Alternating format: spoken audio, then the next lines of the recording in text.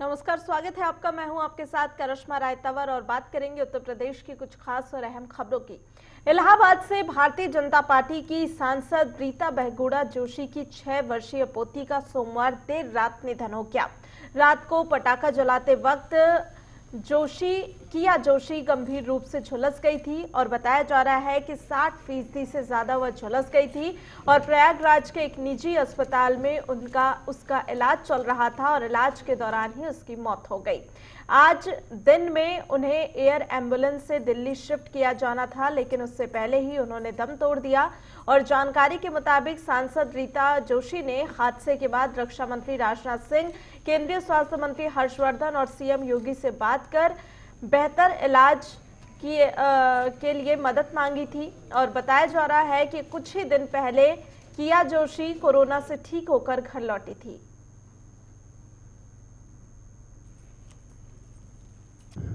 देखिए, बहुत ही दुखद कल अचानक ये हादसा हुआ।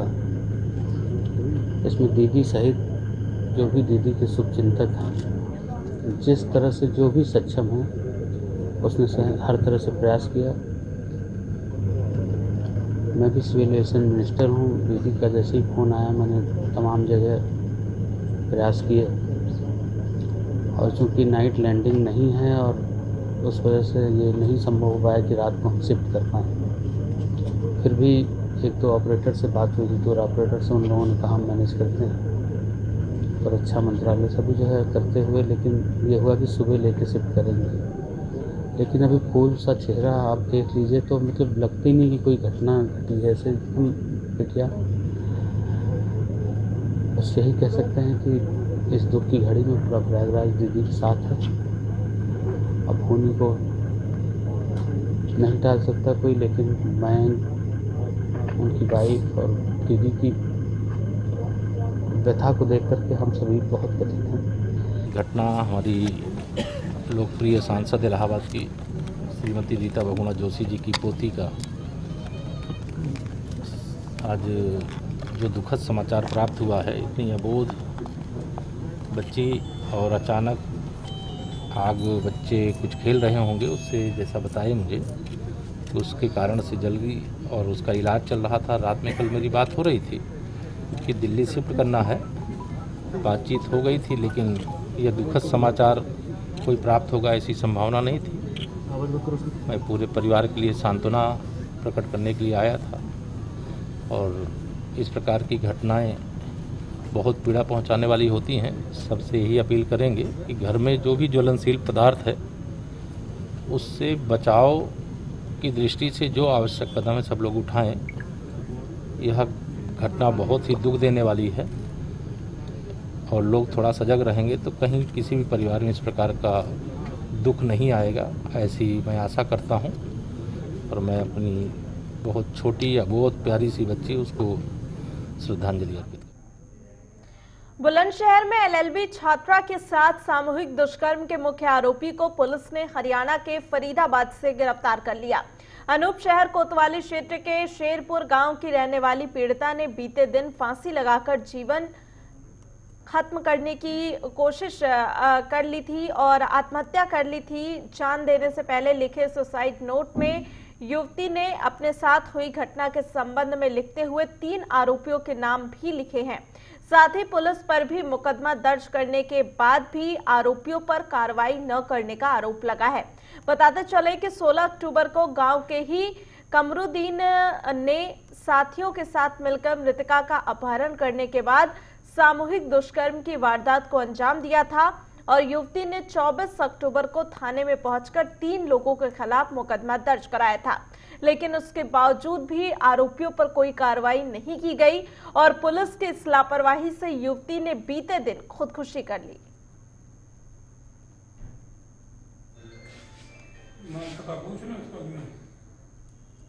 तो कारण ये है साहब कि 3 तारीख को, पिछले महीने की 3 तारीख को मेरी बेटी को कमरुद्दीन ने अपने दोस्तों के साथ उठाया और उससे दुष्कर्म का प्रयास किया, ज़बरदस्ती करने की कोशिश की।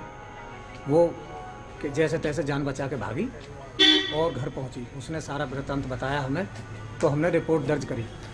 अच्छा, फ़ोन पे फिर कमरुद्दीन ने माफ़ी मांग ली कि मुझे माफ़ कर दे, मैं तुझसे शादी कर लूँगा, मैं तुझे बहुत खुश रखूँगा।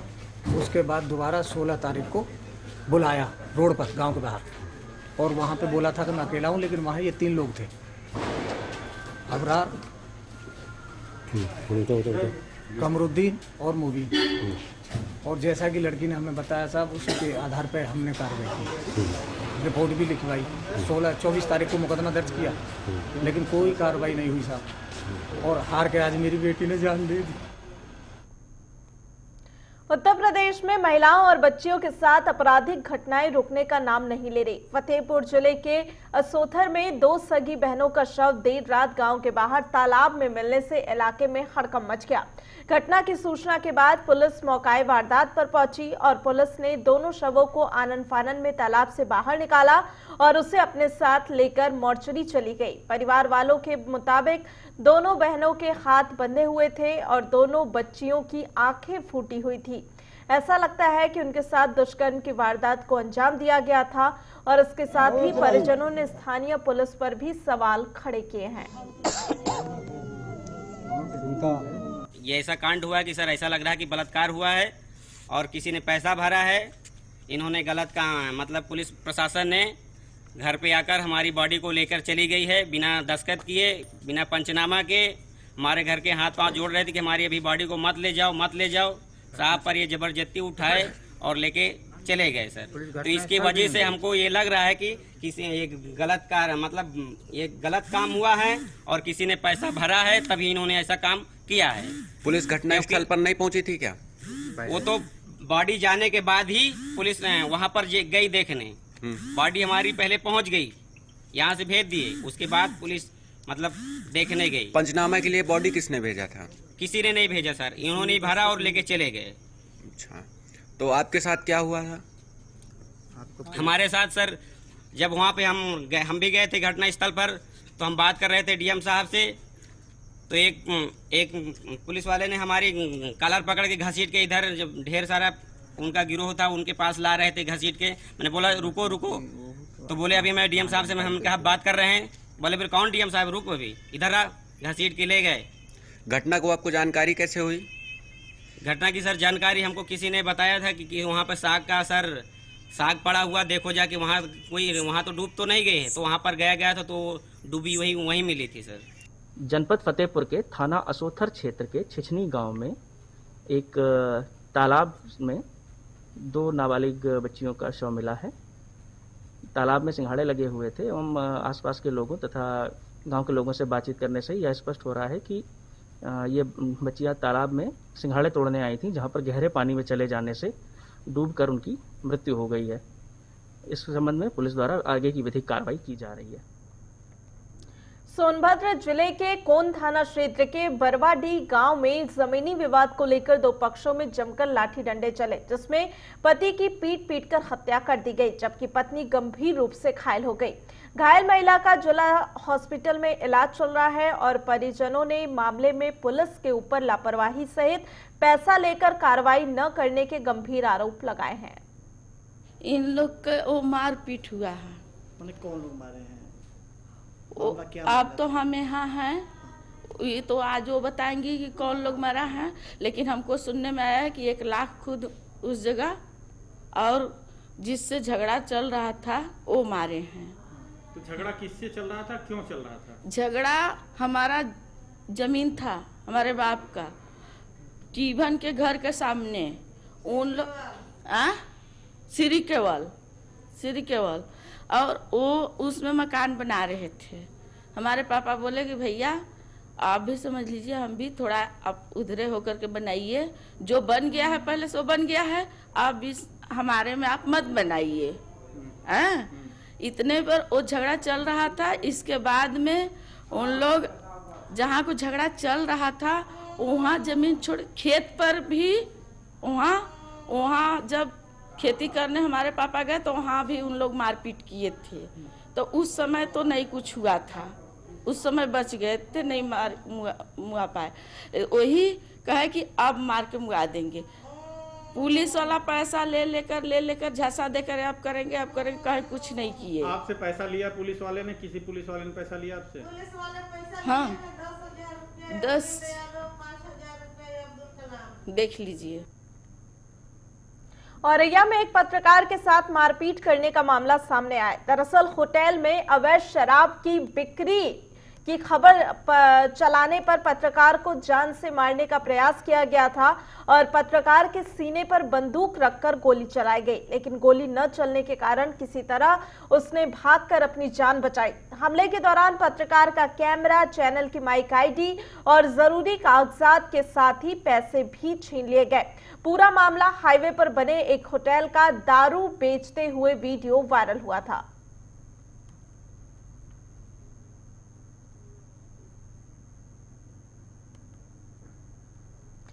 उत्तर प्रदेश के कृषि मंत्री सूर्य प्रताप शाही ने बीते दिन महोबा के जैतपुर में स्थित कृषि विज्ञान केंद्र का निरीक्षण किया और कृषि वैज्ञानिकों को किसान के हित में कार्य करने के दिशा निर्देश दिए। कृषि मंत्री ने सरकार की कृषि योजनाओं का लाभ हर हाल में किसानों तक पहुंचाए जाने की बात भी कही और उन्होंने कहा कि कृषि वैज्ञानिक किसानों के हित में काम करें। किसानों को खुशहाल बनाना ही कृषि विज्ञान केंद्र और सरकार का उद्देश्य है। कृषि विज्ञान केंद्रों की खेती बाड़ी की दृष्टि से महत्वपूर्ण भूमिका है और हमारे बुंदेलखंड के सभी जनपदों में हमारे कृषि विज्ञान केंद्र कार्यरत हैं। बांदा कृषि विश्वविद्यालय के पर्यवेक्षण में वो सारा काम चल रहा है। इस महोबा में कृषि विज्ञान केंद्र पर पिछले साल 60 लाख रुपए से हम लोगों ने सीड प्रोसेसिंग प्लांट लगाया है, जिससे कि यहाँ जो किसान उत्पादित करेगा इनको 1 करोड़ रुपया तो हमने रिवॉल्विंग फंड में दे रखा है भारत सरकार की मदद से, जिसके माध्यम से किसान को एडवांस बीज भी देंगे और बाद में उससे खरीदारी भी कर लेंगे और कृषि विज्ञान केंद्र के नाम से पैकेजिंग करके और जगहों पर भी वो बेच सकेंगे।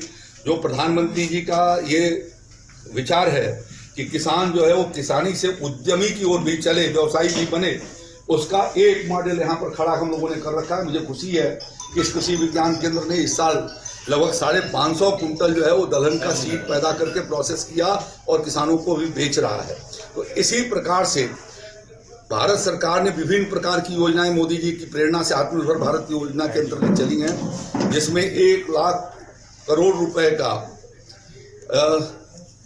जो है वो एग्रीकल्चर इंफ्रास्ट्रक्चर फंड के लिए दिया गया है, जिसके माध्यम से seed processing plant, warehouse, seed breed, ripening chamber और कोल्ड चेन, कोल्ड वैन, विभिन्न प्रकार के प्रोसेसिंग के उद्यम उसके द्वारा लगाए जा सकेंगे और इसके लिए 10,000 एफपीओ बनाए जाने का एक लक्ष्य रखा है। हमने कृषि विज्ञान केंद्रों को कहा है कि वो किसानों के को जोड़ करके और इस तरीके के कृषि उत्पादक संगठन या कंपनियां बना करके और क्लस्टर बेसिस पर वो खेती को आगे बढ़। और यहाँ पर रुकेंगे एक छोटे से ब्रेक के लिए। ब्रेक के बाद एक बार फिर से आपका स्वागत है। चलिए रुक करते हैं खबरों की तरफ। बाराबंकी में बीजेपी कार्यकर्ताओं ने बीते दिन एक रक्तदान शिविर का आयोजन कर जरूरतमंदों के लिए रक्तदान किया। कार्यक्रम में मुख्य अतिथि के रूप में प्रदेश बीजेपी की महामंत्री और पूर्व सांसद प्रियंका सिंह रावत ने भी शामिल होकर रक्तदान किया और उन्होंने कहा कि अवसर विशेष है क्योंकि वीरांगना उदा देवी का शहीदी दिवस है और ऐसी वीरांगना के प्रति श्रद्धांजलि अर्पित करने के लिए पार्टी कार्यकर्ताओं ने बड़ी संख्या में रक्तदान किया है ताकि किसी भी मरीज को रक्त की जरूरत पड़ने पर उसके काम आ सके और उसकी जान बचाई जा सके।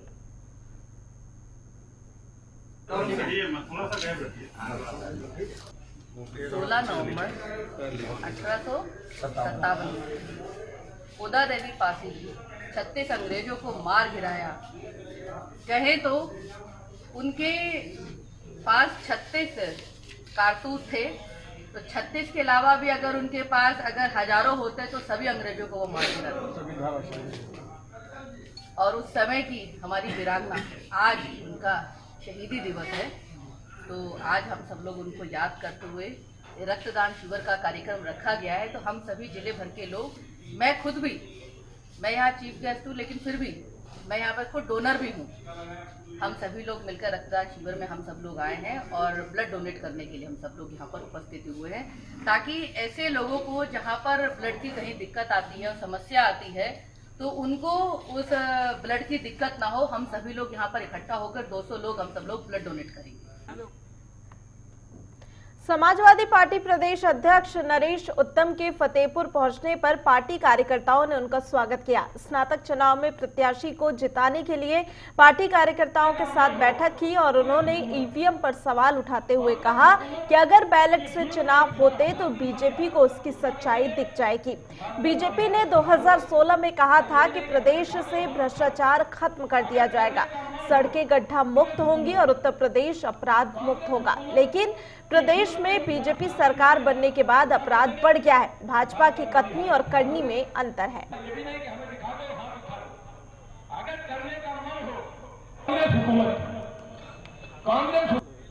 चुनाव की और ईवीएम से चुनाव नहीं होना चाहिए, बैलेट पेपर से चुनाव होना चाहिए, हमारी मांग। सर, बीजेपी के नेताओं का कहना है कि जब भी विपक्ष हारता है तो सबसे पहले ईवीएम पे सवाल खड़ा करते हैं। बीजेपी के नेता क्या कहते हैं उससे हमें नहीं मालूम है, लेकिन हम जो जानते हैं कि इस ईवीएम मशीन पर जनता को भी शंका है और इस शंका को हटाना हमारा सबका कर्तव्य है। ईवीएम के खिलाफ उतरती कि नहीं Samajwadi party? Samajwadi party EVM को हटाने के लिए लिखित में, मौखिक में, मीडिया से, जनता से सबसे अनुरोध करती है कि ईवीएम पद्धति इस प्रदेश के लिए, इस देश के लिए, लोकतंत्र के लिए अच्छा नहीं है।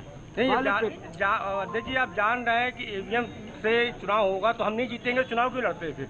चुनाव तो घर बढ़ जाए, विरोध कर दीजिए ना। विरोध तो है ही है, हम उसके विरोध में तो वोट डालते हैं, उसके विरोध में तो वोट डालते हैं। हम लोग भारतीय जनता पार्टी की गलत नीतियों के विरोध में जनता को तैयार करते हैं। जनता पूरी तरीके से वोट डालती है लेकिन वोट निकलता नहीं है, इसलिए हम लोग मांग करते हैं। मांग ही इस देश की व्यवस्था है, आप अपनी बात कह सकते हैं ना। कानपुर में 6 वर्षीय मासूम बच्चे की हत्या कर दी गई। कानपुर में नहीं, पूरे प्रदेश के अंदर 6 साल, 12 साल, 8 साल, 16 साल, 15 साल, 22 साल। राजधानी लखनऊ में लगातार चोरों का बोलबाला है। पूरा मामला तालकटोरा क्षेत्र का है, जहां पर चोरों ने मंदिर में हाथ साफ कर दिया। चोर मंदिर में रखे दान पात्र से नकदी लेकर मौके से फरार हो गए।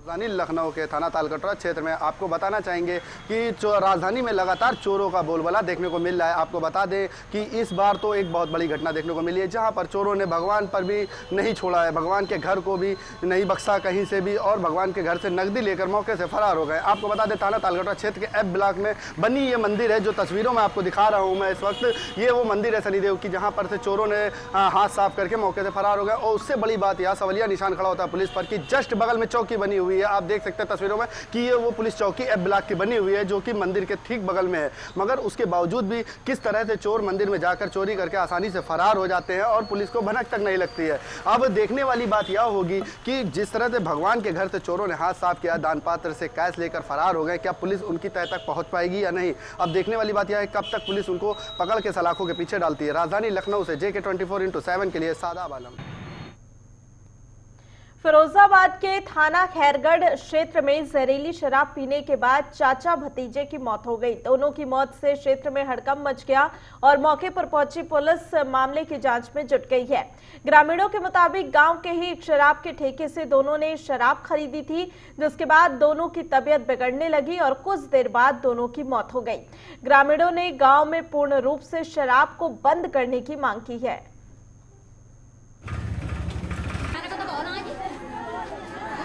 की है, बट ये पहली बार हुआ है। ऐसे 3 दिन पहले भी एक गांव में एक्सपायर हुए हैं, कमलेश नाम के।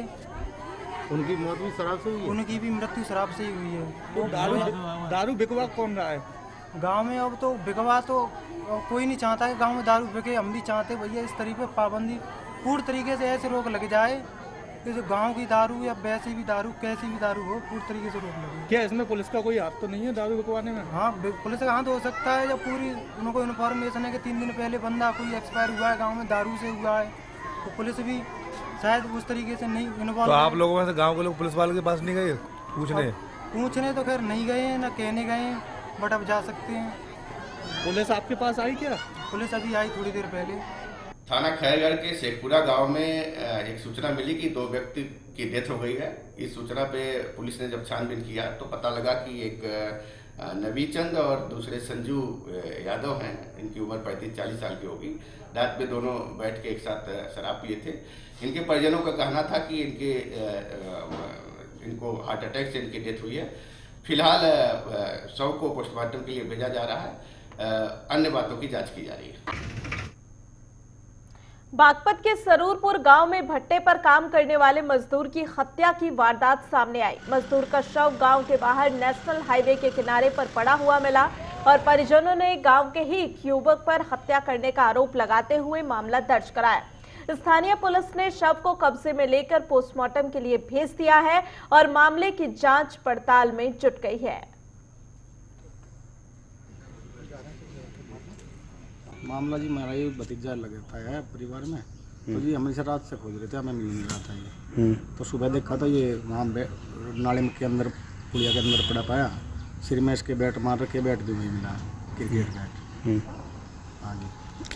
किसी से रंजिश थी इसकी? नहीं, रंजिश किसी से नहीं थी। रात किसी ने बुलाया था, क्या था पूरा मामला? पता नहीं जी, फोन वो तो फोन अपना ही चला रहा था, मैं तो पता नहीं, फोन पे किसी की बात हुई होगी, फोन भी बंद है रात से उसका। अच्छा, पुलिस को जानकारी दी? पुलिस ने कोई जानकारी नहीं दी, हमें तो पुलिस वाले लेके ऐसा उठा के, हम तो खोज रहे थे, हमें तो दिखाई नहीं दिया, किसी ने बताया होगा गाँव वाले ने, तो वो उठा के ऐसा यहाँ पे लेके आ गए। हाँ, आज सुबह कोतवाली पुलिस को सूचना मिली कि सरूरपुर से पहले नहर, जो सूखी नहर है, उसमें एक शव पड़ा है। इस सूचना पर पुलिस तत्काल वहाँ पहुँची, शव को कब्जे में लिया और कब्जे में लेकर के पोस्टमार्टम के लिए भेज दिया गया है। ऐसा प्रतीत होता है कि इसको पीट करके हत्या की गई है, क्योंकि इसका मुंह पूरा क्षतिग्रस्त है और इसकी तहरीर भी इसके परिजनों द्वारा दी गई है। उसमें लवकुश नाम का एक लड़का जो इसके पड़ोस में रहता है, उस पर हत्या का आरोप लगाया गया है। उत्तर प्रदेश के महोबा जिले में अराजक तत्वों ने आपसी विवाद के चलते बुजुर्ग की हत्या कर दी और सूचना पर पहुंची स्थानीय पुलिस ने शव को कब्जे में लेकर पोस्टमार्टम के लिए भेज दिया। परिजनों का आरोप है कि तकरीबन 8 लोगों ने देर रात बुजुर्ग को मौत के घाट उतार दिया और पीड़ित परिवार ने पुलिस में शिकायत करके उन्हें जल्द न्याय दिलाने की मांग की है।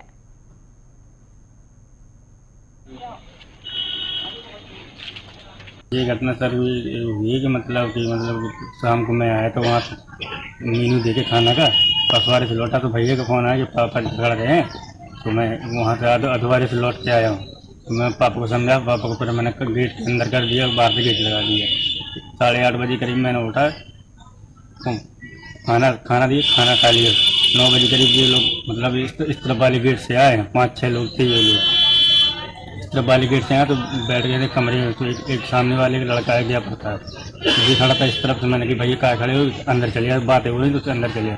इसके बाद मैं आ गया इस तरफ, इसके बाद मैं बैठ के कूलर चलाया, मैं बैठ रहा कुछ देर तक होगी।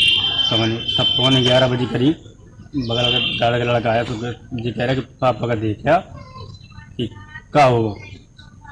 वहाँ पहुँचे तो जब कम मारे दिया, क्योंकि रात बता रहे हैं, ये यहीं बगल के दादा के लड़के हैं सब। जी बवाद कुछ नहीं, जमीन के बारे में कुछ नहीं। उत्तर प्रदेश के रामपुर जिले के ग्राम हरेटा में एक युवती के साथ बीते दिनों एसिड अटैक की घटना घटी, जिसके बाद पीड़िता को जिला अस्पताल में भर्ती कराया गया था और पीड़िता अब खतरे से बाहर बताई जा रही है। घटना के अगले दिन पीड़िता के परिजनों की ओर से गांव के ही एक युवक सहित 2 अज्ञात के खिलाफ FIR दर्ज कराई गई, जिसके आधार पर पुलिस मामले की छानबीन में जुटी हुई है। दोपहर के बाद शाम के समय परिजनों ने एक तहरीर उपलब्ध कराई है, गांव के ही एक लड़के को नामजद करते हुए और 2 अज्ञात। पुलिस ने तत्काल मुकदमा दर्ज कर लिया। छानबीन पड़ताल तो हम पहले से ही शुरू कर दिए थे, अस्पताल की सूचना के ही आधार पर।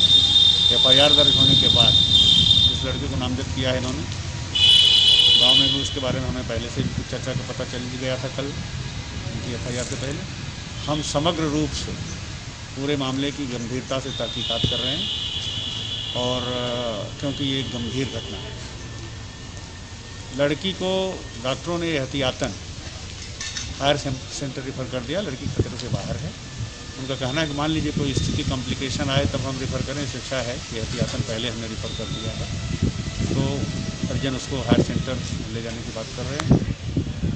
पुलिस की ओर से पूरी गंभीरता से प्रयास किया जा रहा है कि तत्काल। वहीं बाराबंकी में पुलिस ने बच्ची को सकुशल बरामद करने के साथ ही अपहरणकर्ताओं को गिरफ्तार कर लिया है। जानकारी के मुताबिक आरोपियों के घर में एक सदस्य बीमार था जिसके इलाज के लिए पैसों की आवश्यकता थी और पैसे न होने के एवज में इन लोगों ने एक मासूम को अगवा कर उसके घर वालों से फिरौती की मांग की। परिजनों की शिकायत पर पुलिस ने कार्रवाई करते हुए मामले का खुलासा किया।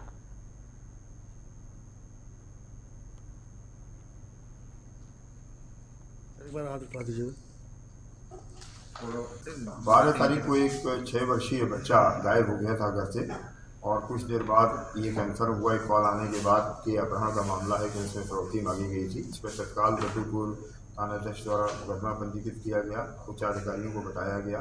हमारे सर्किल ऑफिसर फतेहपुर श्री योगेंद्र कुमार ने थाने पर कैंप किया, गाँव में गए, घंटों वहाँ गुजारे। SP नॉर्थ के मार्गदर्शन में जो हमारी स्थानीय टीम थी उसने एक रणनीति बनाई और एक ज़बरदस्त दबाव पैदा किया और जिस नंबर से कॉल आया था उसको भी ट्रेस किया, उसके संबंध में विधिवत जानकारी हासिल की। 2-3 इसमें महत्वपूर्ण बातें मालूम पड़ी कि जो सिम इस्तेमाल किया गया ये फिरौती मांगने के लिए वो गलत नाम पते पर था और गलत व्यक्ति के डॉक्यूमेंट्स के आधार पर ये निर्गत किया गया था।